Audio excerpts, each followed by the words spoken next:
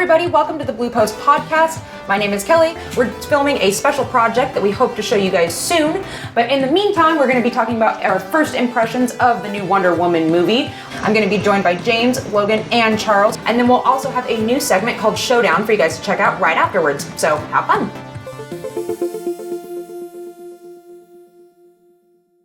So we all have just seen in the past few days Wonder Woman. We're not really going to discuss so much the DC Extended Universe. That's actually, if we talked about that, it would probably take up the entire podcast. So we're going to mainly just concentrate on our initial thoughts and impressions of the Wonder Woman movie. For me, in like a real quick nutshell of what I think of the movie, overhyped, but still really good. Yeah. Like, I feel like there were all these reviews that came out and Rotten Tomatoes was giving it like certified fresh and all these things and critics love it. And I'm like, okay. And I went in going, no, it's not that. Like, it's better than the previous DC films, which we're not going to get into, but I still think that there's a lot of areas where it falls really flat and it doesn't quite meet expectations. Like, Wonder Woman's character kind of struck me as very much like Superman, where I feel like in the movie there aren't really that many times where she can't do whatever she needs to do. Like, she sort of comes into the story, means there's sort of like the training as a child, which is fine, but then like kind of from adulthood on, she's always capable, and there's not really any growth to her because she is kind of like a demigod. And like Superman, it's like that gets a little uninteresting sometimes because they are sort of invincible. Yeah. Right. And it's like She even gets shot and she might even bleed, but she's healed almost instantly. So there's no real... I think the struggle for her was the emotional one. Because I think in that fight with Ares at the end, she could have very easily gone the other way. I mean, of course she wasn't going to because it's a movie. You could kind of see like, well, no, I kind of see where he's coming from. I could see how she would buy into that kind of destroy all humans. I really liked the supporting cast, like the kind of three guys I like that too. who were kind of like with her, kind of going on the mission because they were kind of bad at their jobs and they were sort of struggling, and it was nice to sort of have, to kind of offset her kind of perfectness and her kind of unwavering bravery. It was sort of nice to have like real people there who still had this unwavering bravery and were willing to risk their lives. Well, and for her, it was never a risk of her life. It's like, it's not really brave if you don't have anything to lose. And they had a lot they'd already lost a lot in the past, and now they sort of have, Well, and I think those characters kind of proved to teach Wonder Woman about humanity, right? Because she goes, okay, what's wrong with this guy? I thought you said he was like a great marksman. And they're like, oh yeah, he's kind of got these issues, PTSD, I'm assuming, But then she sees him singing and like, he has this other side to him. And so she learns that it's not just about being a warrior and being like strong in battle, like that there's this other layer to mankind, right? Yeah. Like, which is really cool, which is why I like those characters too. I think on the Motley Crue supporting cast front, I actually did not like them. Yeah. Oh, really? I didn't like them. I thought they were all very strong cliches. It was like the Irish guy with the kilt who fans it in front of the fire, and then there's like the medicine man who doesn't speak English that great and is kind of a stereotype too, and then there's like the Sala guy, but he's not fat, he's just different, and so like French. He's French, right? Yeah. I feel like that was my biggest criticism of the movie in general, was that there was a lot of really obvious choices. Yeah, it was like, oh, okay, I saw that coming a mile away. There was no, I guess, surprises in the plot characters. And I would even say writing, even in the dialogue, to me was very flat. It fits right in with everything in the DC universe, because that was one of my big complaints with Suicide Squad, was I'm just like, this dialogue is weird and it doesn't make sense and everything is boring and it just kind of goes along. It's something that I've noticed in the other DC films is they always have the scenes that you're supposed to have in the movie, but they've never actually earned their way to that point. Yeah. So it's like, oh, it's 2/3 over the way through the movie, the hero needs the break from the rest of her team. Okay, we've done that scene, let's move on. Right. And it was like, that one guy who you, of course, expect is going to be the bad guy at the end ends up being the bad. Like that was sort of like you sort of see that coming from a mile away. Just, right. I don't know why because I do not catch that stuff. Even like the first time she mentioned, "Oh, I'm going to go kill the dude." What was his name? Aries. I don't remember. No. The German Maloney guy or something. It's the guy who was like sniffing the chemicals. Yeah, who was huffing all the time. He from the moment she was like, "I have to go kill him. He's Aries." It was like obvious that he wasn't. Right, because that you were would like be too clearly. easy, right? That's I thought there wouldn't actually be an Aries. See, that's what I thought too. I was like, she's going to figure out that wasn't anything to do with it, and maybe she's going to feel betrayed and tricked or whatever. Like, but that's also, going to be the speaking of the German general, him and Dr. Poison are so like stereotypical mustache twirling evil. Yes, they are. When they there's a big moment where they throw in the canister of gas into like the German command room because they want to kill all the other generals, and they throw in one gas mask because they don't know that the gas mask won't work. Evil! And it's just like, really? Yeah. Do we need the cartoon villains? Well, it's just like, I think you can do things like that, but the way that they would present that setup was very on the nose, right? Everything is like, they have to spell it right out for you. They can't just let you kind of figure it out like contextually while like watching it. Like every time I watch a DC movie, it's like, they literally had like the books for screenwriting where it says you need to have this moment here, and they literally were like, okay, let's fill it in, and okay, just those are when the scenes are going to happen. And there's no flair. There's no like moment where, if you're looking at it like a scale, it's just kind of going like this. There's no moment where it peaks and it dives, and it's flat. Everything's real flat. But I mean, we're dogging on it a lot. I mean, but what kind of things do we like about it? I liked that it was a lot like Captain America. Yeah. Oh, I love that fish out of water thing is always so much fun. Like when she's like trying on clothes. That's another kind of movie cliche, but that's a fun. But I always enjoy that moment in the movie. It's basically DC's Captain America. It was Captain America. It was like the motley crew who join up with the French superhero. guy. Like minus all they needed, Bucky. Minus Bucky. Instead of the African American, they had a Native American. Yeah. Sure. It's just like it's Captain America. Yeah. Yeah, and then like, and the villain is fighting also in an old war, you know what I mean? Yeah. Like, I don't know. So things that I liked about it. I liked the scene where she's fighting in Veld in the tower, or in the town itself, where she's like, I'll go ahead, and like goes in and fucks shit up and blows up the bell tower or whatever. And then all the people are cheering and they love her and like... Yeah, that part's cool too, but No, I really liked her. I like the payoff too. No, I really liked that part. That was probably my favorite part, because it was like her in action, not just like moving forward across no man's land with a shield, which was cool too. But it was I like to see her doing things, which was cool. I mean, I kind of like the lead up to that, because kind of from the point she arrives in London to then, it's very kind of like, women can't do this. Women can't do this. Right. Women can't do this. And it's, of course... Or even, it's not even just women can't do this. It's like, no one can go to the front. No, like, it wasn't... There were even moments like that, where it's like, you can't cross no man's land. It's no man's land for a reason. And I actually was half expecting them to do the I'm no man line, which they... I know, I was like... I was so waiting for that, too. They would have, too. Like, that's the kind of writing that one has. It's just like... Exactly. Totally like, you would expect that line. So like, some general would be like, no man can do that. And then he comes in, he's like, no man did. But I mean, I think you bring up a good point, James, is that there was a lot of times, almost excessively, I would say, where they're just like, why is there a woman in here? Oh, a woman can't do this. Or like I said, it seemed a little excessive at times. You're like, we get it. Like, this is a female superhero movie. It's doing different things. But it just like, it was a little in the face, I guess. And it's sort of like, is the movie being made kind of for our time, or Wonder Woman's time, or the time the movie actually takes place? And it's sort of unclear sometimes, because it feels like... That's a good point. Feminism from like...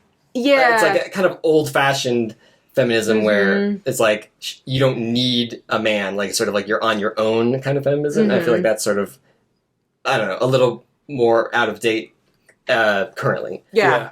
I feel kind of bad, because now that I've sat on the movie longer, because at first I was like, that was okay. And then the more, like, we talked about it for like 2 hours afterwards, but the more I just sat on it, the more I was like, man, there's a lot of things wrong with it. There's a lot of things wrong. To me, like, it's a small thing, but like, a lot of the compositing was not very good.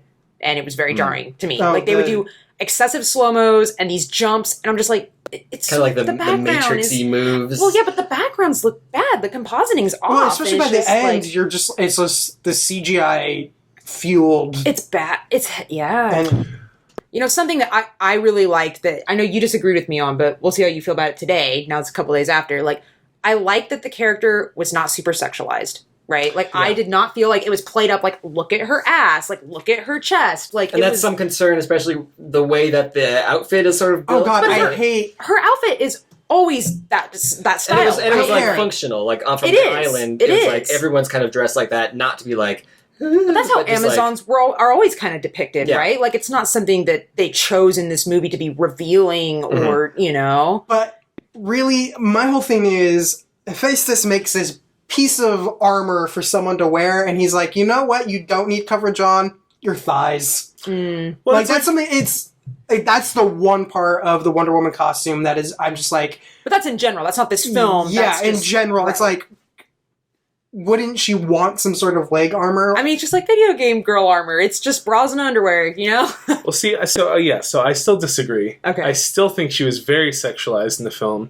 There was a lot of, like, shots where she would, like, you know, get hit by something and, like, fall back and do, like, a stance, and it would, like, pan around her butt. Or, like, there was a lot of gratuitous, like, crotch kicks. Yeah, and they would always be framed in a way to where you're getting, like...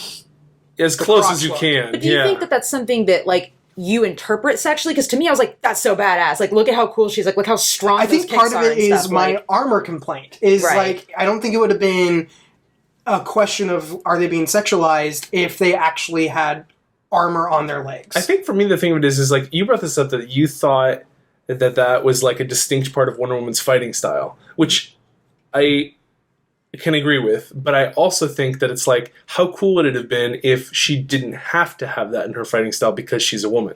All the women... But why does it matter? I'm saying all women in action movies have, like, high-kicking crotch kicks all Guys the time. do too, but no, you don't see Superman doing that, ever. Not Superman, but like... Or Batman? Never. Who? Spider-Man, maybe. Because he's like... The cape covers the butt. Iron Fist doesn't count. Iron Fist does too count. Okay, fine, Iron Fist, but like, I'm saying like in a feature film Daredevil does that too. We've seen, he doesn't. They don't do that kind of stuff. They don't do those even fighting Captain America moves. does higher kicks, but it's just they can't kick as high. You know? Why not? I mean, can you kick that high? No, I can't. I'm just saying, like, it seems like, oh, it's going to be a girl fighting. Let's give her these moves because these are girl fighting moves, and she can do punches and whatever too. But like. It felt like an obvious choice again for me. See, I disagree. And I don't know, the more bigger, like, not sexualized thing that I really took was, and maybe people are going to disagree or hate this that I say this, but I am not a big Black Widow fan because I feel like all she was there for was just to be, like, this idol. Like, right? She's in Iron Man 2, and the first thing that, like, Iron Man says to her is, like, oh, I want one. He's sexualizing her right off the bat. And it's all about, look at this sexy hair and her, like, little tight butt and kicking around. And, like, that's all she is for the first, like, 2 or 3 movies, and then she kind of becomes her own thing, and she's still not that exciting to me. But, like, they never did that with this one. Even when someone would be like, oh, like, she's a pretty one, like, but they weren't, I don't know, the objectifying was not the same, right? I didn't take it that way as a female viewer. It just felt a lot kinder that way. I think it was, like, secondhand objectification. It was, like, the characters were doing it, but, like, the filmmakers didn't objectify Wonder Woman, but, like, all the characters, like that whole sequence where they have to go buy her clothes, it was like they did that because she's, you know, showing too much skin or whatever, and then so they want to change her as a person. They want to make her more covered up, and then the secretary says something about like, oh yeah, glasses. That now she's not the most beautiful woman you've ever seen or whatever. So it's like there's a lot of that objectification inside the universe of the movie, I think. But as the movie was created, less so. You're right, and that's what. I mean, like I said, for me as a female viewer, like I really appreciate that. She's probably my favorite on-screen female hero. I'm still holding out for Captain Marvel because I think she's going to be really cool. But just like I don't feel like Gamora is very exciting. Obviously, Nebula is not very exciting. Scarlet Witch is not very exciting. Like, and I don't like Black Widow that much. Like, I just don't feel like they have a lot there. I think my favorite, other than Wonder Woman, is probably Jessica Jones. Right? Like, she's pretty cool, but she doesn't have a lot of powers necessarily. I guess I feel like. Well, they've been holding back. Right. I mean, we haven't seen a lot of it yet, because she has a lot of character development and stuff. But just, I think, like a full-on like superhero, like this was pretty exciting to see, like a female just being able to go in and have all these really cool action sequences. And I know I said to you, what I really liked was that in this fight with Ares, right? he's not holding back. Like, he hits her right in the face. Like, and that's something I feel like sometimes they'll hold back on with, like, a woman fighting, right? Or, like, we were talking about the first Guardians of the Galaxy. Gamora is the only Guardian that does not get to take a shot at Ronan. The only person she gets to fight is Nebula.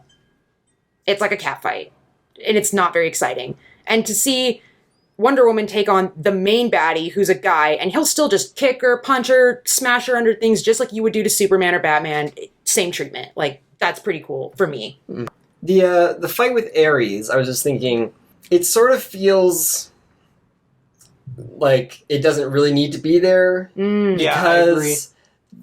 She doesn't really defeat it. Like, she sort of, like, she fights this thing. Yeah. But, like, the effect is not, she's not able to fight the effect, and I feel like, you know, at the end of it, it's sort of like, oh, she kills this, or I don't know if she even kills him, but it's just like defeats him, and then it's like, and nothing changes. Like, the war was not, like, that doesn't end the war. Yeah. Right. Well, it just, and like, because it is World War I, it's like, you know that there's like a even bigger war that's like going to be coming later, and like, then it's sort of like the whole thing that she's fighting for is sort of impossible, and we never. But she doesn't really get like a new goal. I mean, I know at the end she's sort of like, I will stick around and protect them, but I was like, I don't know what does that mean.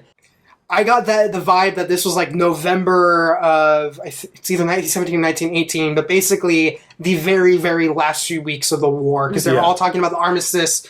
Oh, we don't want to risk the armistice, to where her killing Ares wouldn't have ended the war anyway. The war was going to end regardless. Yeah. Well, no, his plan was that the plane would have been launched before him, would have bombed London and caused all sorts of chaos, and the war might have continued, or like the fighting might have continued.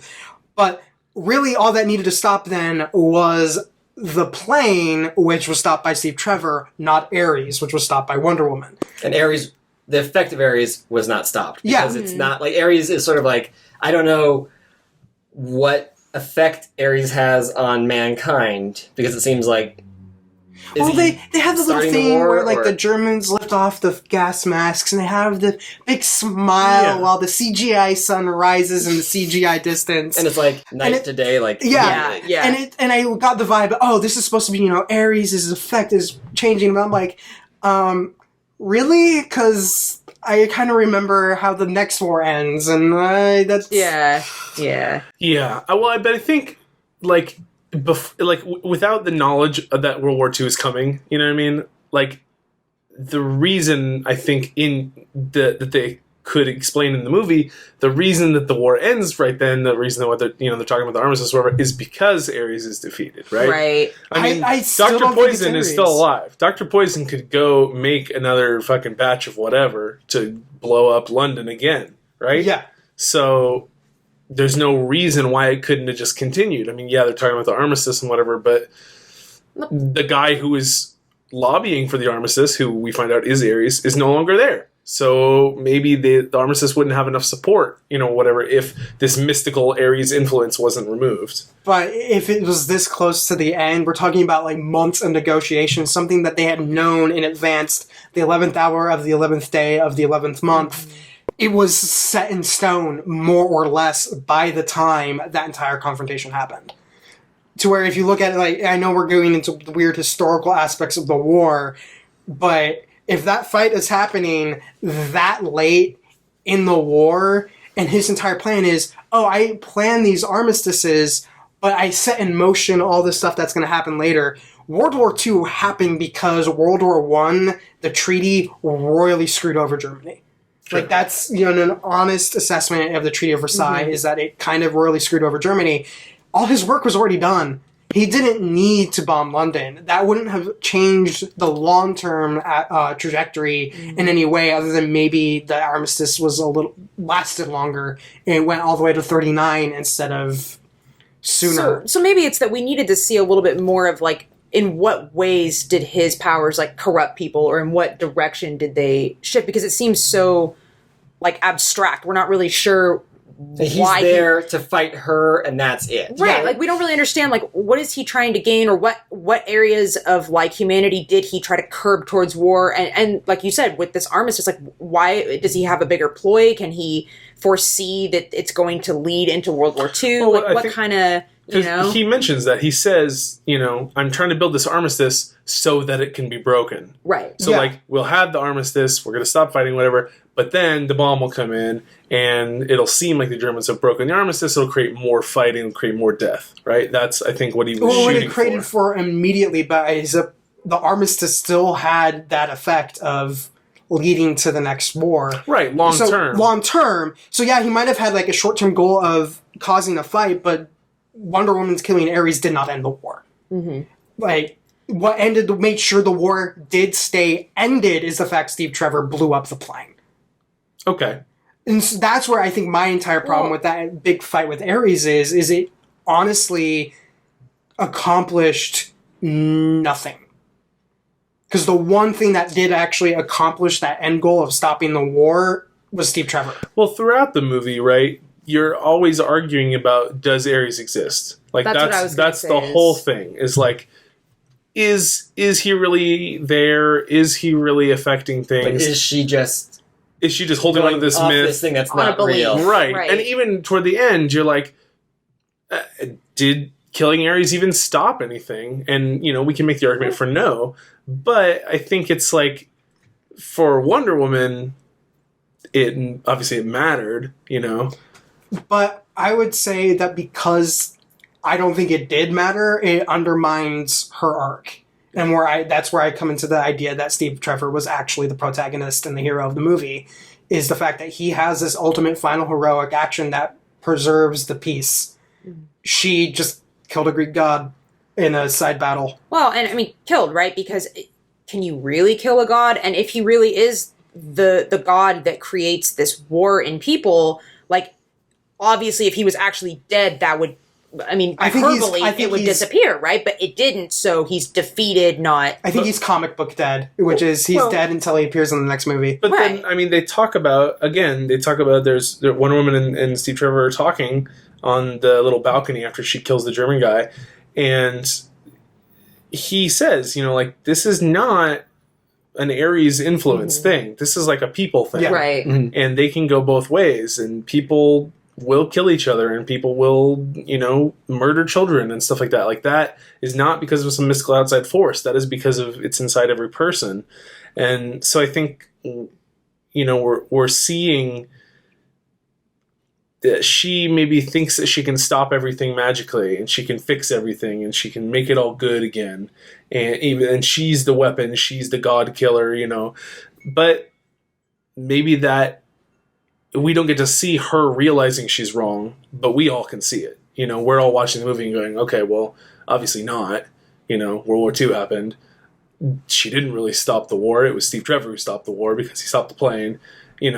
We see the realism played with the myth. Well, there. maybe she does realize it. It's just maybe it's not shown to us as viewers strongly enough. Maybe it's a little bit too vague because, like you were saying, she decides, okay, I'm going to stay here and help. And we're kind of like, but why? Like, you're not really talking about what's making you decide that you're going to stay and help. But, maybe it is that, like, she figured out that, that is just how mankind is, and that things are going to happen. There's going to be more war, and that she wants to be there to help, but it just wasn't conveyed very clearly that she got it. Yes. You know? So maybe, like, her like actual kind of arc is that she discovers that, like, while she's powerful, she can't really, There's something like, she can't she can do. like fight in the war and like not get hit by bullets and stuff, but like she can't really change like that trajectory. It's Right. like too massive. Like, So, yeah, but I feel like, it seems like we're missing something, right? Like, there's something that wasn't conveyed very clearly. It's us interpreting the film based off vague assumptions Right. of our own knowledge of the world outside of the movie, Right. which you could argue is a fault in the film. Mm-hmm. Like, maybe that would have been solved if we see her reaction to, like, a newspaper article saying, war declared, Germany Yeah. invades Poland. I mean, that could have even been a credit sequence. Yeah, Right. like, Of her fighting in World War II or whatever. because if we want to ascribe this character growth, we need to see the character growth. We can't just be like, oh yeah, the other war happened, so she must have... like right. And you can't just have her say the line like "I'm going to stay and help." Like we're like, okay, but did you learn? Like what brought you to that? It might have been a better like framework for the film if instead of working in Paris, like modern day, no, that was weird. If it was very weird, but like if it was World War II, and like because it's like these two very similar wars and kind of involving Paris and stuff, if that would have been a better kind of close to the film, like because she kind of like hears something and goes off, but like it's sort of this vague like danger that she is, and like we don't really know what she's been doing. That's an awful long time to pass, and it feels like she hasn't done anything. Is this movie getting these great reviews because it doesn't have room to fail? Right? It's a female director, the first female superhero movie. Nobody wants to see this movie fail. Do we think that that's why it's kind of getting the reviews that it is? I don't think it got its rating because people don't want it to fail. I think if this movie was as bad as the other DC films, it would have been rated as bad as the other DC films. Mm-hmm. There's honestly the rating, the community of people who do movie reviews apparently has no problem telling DC when their movies suck. Maybe it did inflate it, but I don't think it inflated it enough to be like worth tossing out its review. Mm-hmm. I saw this online, so credit to that. But I think the biggest thing is that like I wish that this movie like had the opportunity to fail, not just on people's opinions, but like if this movie had like totally tanked, right? And everybody hated it, and it wasn't certified fresh, it was certified rotten or whatever. Like, if that had happened, then I think there would have been a certain amount of people, not everybody, but there would have been a certain amount of people who went, oh, okay, well, girl movies can't do it. But I think that certain amount of people are going to be saying girl movie to anything. I think that segment of the audience is going to always have a problem, the way they would freak out over the fact Heimdall is black. I'm not talking about the movie viewers. I'm talking about the movie creators. Yeah. The people who make the movies are going to say, okay, that didn't do well. It was the only time we've done a female protagonist superhero movie. It didn't do well. We can't do it again. I'm going to steal this from r/box office on Reddit. I don't think that's how people would have interpreted it. I think their logic, and I don't remember who said it, but their logic was, if this opens to over 100 million, everyone's going to talk about how, look, you can have a female-led film, both in terms of the main character and the director, and it will do just fine. See, we can do it. All this stuff about, the audience isn't there, total hogwash. Which, honestly, total hogwash. But if it had gone under 100 million, I think the narrative would have been, look, DC can't make anything. Mm-hmm. I think that would have been the narrative. Don't think people would have been like, oh, see, Wonder Woman can't lead a movie. I think everyone would have been like, I wonder how well Wonder Woman would have done if it didn't... If it was Marvel. If it was Marvel, or if they would have been like, well, I guess we'll hold out for Captain Marvel then. Yeah. And so I think Captain Marvel would have had more of that weight on it than this movie. This movie had the whole DC shenanigans. Less about a woman, more about, is DC capable of making a decent film? But I think you're right that, like, the movie does come with a certain amount of baggage where it's like, if you are a person who would like to see more women, like, in Hollywood, like, behind and in front of the camera, like, there is some incentive for you to, like, give it a better review than it might deserve. Mm-hmm. Because you're like, which is sort of pandering, but it's like, I really want this to, succeed. I want the world to like this so that this will sort of be like the path that we move forward. I feel like I even did that to myself, because when we walked out, I was like trying so hard to convince myself that I really, really liked it. And now that it's been a couple days, it's just like and this has happened with every DC movie where I'm like, that wasn't that bad. And then a couple days go by and I'm like, that really wasn't very good. And I'm doing that with this movie now, where I'm sitting and I'm going, I'm trying to convince myself that this is a pretty good film when it really isn't. It's really not. And I really want it to be, because I would love to see a female director, especially leading a female, driven film, do really well. And I'm glad it's doing well, but it doesn't quite win in my books, I guess, even though I really, really want it to. It's like, it's not a bad film. And it's not a great film. It's just like, it's DC's it was best, fun to watch. But yeah.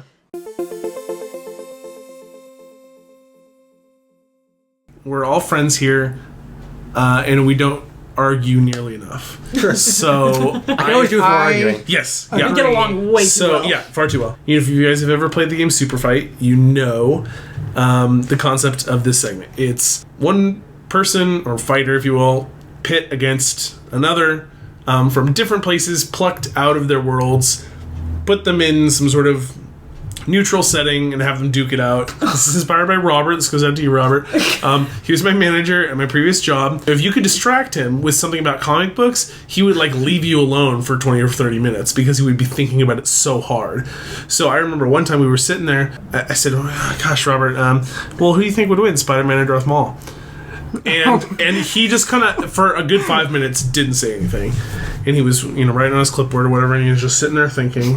And I had, gone off to go do other stuff or whatever. And he comes up to me, he's like, so which Spider-Man are we talking about? And I had completely forgotten. And he was still preoccupied about it. So here's the matchup. So the matchup is, all right, Mace Windu. Okay. All right? Versus Aquaman. Circa 1930s Justice League. If he has been recently hydrated, which we're going to say for the purposes of this he is, because otherwise he's just useless. a regular dude. Yeah. If he's been recently hydrated, he has superhuman strength. Okay? And agility and stamina and the stuff that goes with that. Right. Sure. In addition to the talking to the telepathic To fish thing and all that stuff. They know enough about each other to be wary, right? So Aquaman knows that a laser sword is dangerous. Yeah. Aquaman knows that he has some sort of weird telekinesis force And Mace powers. Windu knows to And Mace not let Windu him get in the knows water. that he gets his power from the ocean. The setting is going to determine the outcome of this that's what I'm fight. saying. Right? Yeah. So The setting is exactly... I'm trying to make this as fair as possible. So let's say it's it's a peninsula, okay? So there's water on three sides. It's not. It's like a within mile eyesight. Yeah, from you can't water to just water. see it. Okay. Right? So, they're on land. So, both of them are going to tire out real quick, and they're both going to use up their resources fairly quick, I think. Well, I think the advantage is that Aquaman has a way to replenish. That he can just bolt to the water and come back, where Mace Windu can't really do that.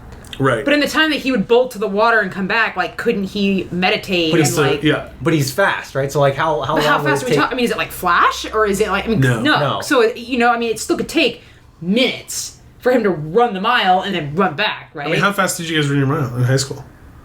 Can we not go into that? 7 minutes? 7 minutes. Holy okay. shit, that's really good. So, you ran a mile in 7 minutes. Yeah. So, let's say that a super... how fast does Usain Bolt run the mile, right? Well, we don't know. Probably He's faster like than probably faster. He's the fastest man alive, and any super metahuman is faster than that. Yeah. So, I'm going to ballpark 2 minutes to run a mile. okay. For yeah. the superhero. Sure. Why not? So, 2 minutes, it's probably less than that. But 2 minutes there and maybe a minute back because he's super faster Well, with the the water. fastest time anyone's ever run a mile is 3 minutes 43 seconds. Okay, Dang, so we'll give so 2 minutes. Then. Right, so Okay. Yeah. 2 minutes and then 2 minutes there, 1 minute back. 1 minute back. Yeah. So that's 3 minutes of meditation. I don't know how much you can get out of that, I feel like... Because think about getting Aquaman back in the water is 100% refresh. That's But Right, That and then he also comes back fully gives- charged. Mace Windu opportunity to observe, that might also give him an advantage. But if he's Yeah, already but, tired, Yeah. if they're both exhausted, right? If they're both empty. If we're saying at this point in the fight, they're both have been fighting so long that it is literally Mace Windu's trying to recover. Yeah. Or is it? Well, even if he's observing, he can still recover. It's just a matter of I don't know how much observing you can do in 3 minutes. well, and Chris makes a good point though, is that if there's water of any sort that Aquaman can get to, he's going to be fully healed. The fight is fresh again. Mace Windu can't do that in that amount of time. Right. He could with more time, but if there was no water at all, not even the mile away, I think Mace Windu has it. But because Aquaman could literally go back and be I'm ready to go, fresh, Come at me, bro. So Yeah, even if, I mean, but I think ultimately though, even if Aquaman wins in that scenario, it's going to be barely. yeah, Yeah. it's close. It's close. No, it's close no matter who Yeah. we're talking about. Yeah, Unless for you sure. put Mace Windu in the water when we start. Then it's not close at all. Then, Another thing you can think about too, though, is let's say that they're fighting, they get tired, right? Aquaman goes to run to the water. Is Mace Windu gonna let him run to the water? That's clear Is he gonna back be able to shot. Is he stop going to be able to stop him from running to the water? I don't know. I mean, Force, I'm gonna be real here. Mace Windu got killed by an old dude. No, he got killed by Anakin pushing out the window. yeah, he had 2 people team up on him. Yeah, he did. But he got killed by not having, not Being aware of being aware of all threats, right? So you said this is an island, right? So what kind of things are at Mace Windu's disposal in terms of using the Force? Does he have buildings that he could move? Does he have trees? What Because that's another thing, too, is that if Aquaman goes to run, does he have something he can move to try to, like, block him or throw at him? Mace Windu cannot move a skyscraper with the Force. Even if you gave him a huge brick wall to, like, force in the way of Aquaman, it's not going to stop him. So I don't really even... I mean, like, you can throw palm trees at him, you can throw rock, like, huge boulders. None of that's really going to stop Aquaman if he's quick enough to avoid a lightsaber. He's quick enough to avoid a giant falling rock. Right. I think. Sure. And do we know it? I mean, can Mace Windu? I mean, like, and you said this, Logan. Like, we're kind of like Vader, where you can grab people with the Force. Is that something that Mace Windu can do, or no? But is Aquaman strong enough, or is Mace Windu strong enough to hold something right. like Aquaman? Well, Exactly. in the fight, though, do you need him to hold it if it's a... What if he just knocks him over? That's what I'm saying. Like, you don't necessarily need to hold Aquaman. If he could just knock him over and get him prone... He does have the advantage of, like, Aquaman turning away and running. Yeah. knocks him prone, and then force jump, lightsaber. True. I could see Mace Windu try to grab him early, and then Aquaman break out, and then him going like, well, that's not going to work. That's not going to work, and then Aquaman going, oh crap, he can do that. Yeah. Right? And then like now both of them are more aware, because they're both very observant characters. And I guess the thing to think about too is, like, if it gets to the point where Aquaman's going to go back to the water, it's because he's tired. Mace Windu's probably also tired then at that point, and would not necessarily have the same stamina to catch up, right, or to hold him. Aquaman wouldn't turn and run unless he knew that he was safe to do so. Sure. Right? So like understanding that, like, oh, he's tired, I have an opening here. He sees the opening and takes it. Yeah. I'm gonna go. So then are we saying then Aquaman does win, right? Mace Windu wins on land, and Aquaman Michael Phelps wins in the water, right? Yes. Yep. Okay. Yep, I agree. Okay.